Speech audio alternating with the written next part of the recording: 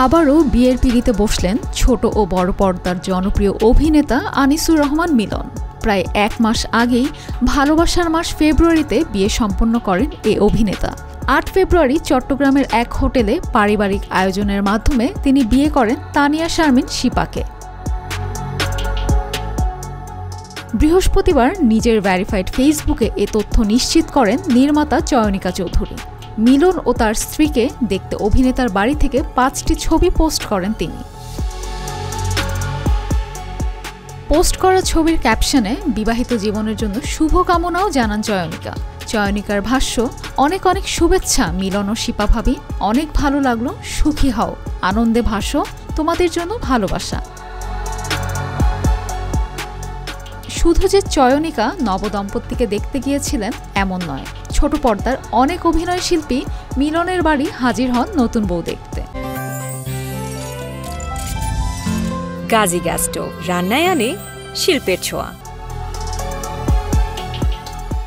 নবজীবনের অনুভূতি জানিয়ে আনিসুর রহমান মিলন বলেন, তার বর্তমান স্ত্রী একটি মেডিকেল কলেজের প্রভোস্ট। এই সিদ্ধান্ত নেয়ার পিছনে মূল কারণ হচ্ছে তার ছেলে মিহরান।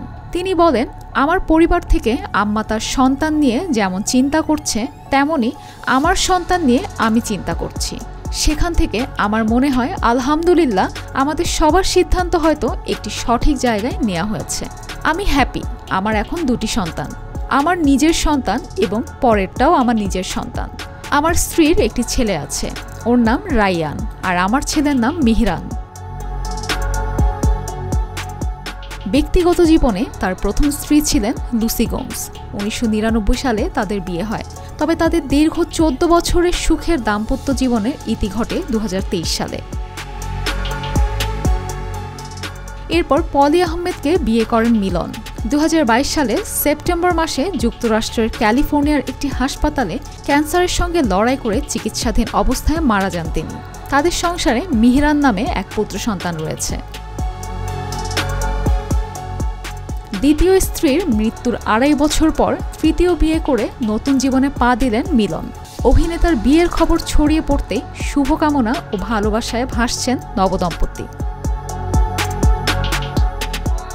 মেরিন আমিন, জিটিভি নিউজ।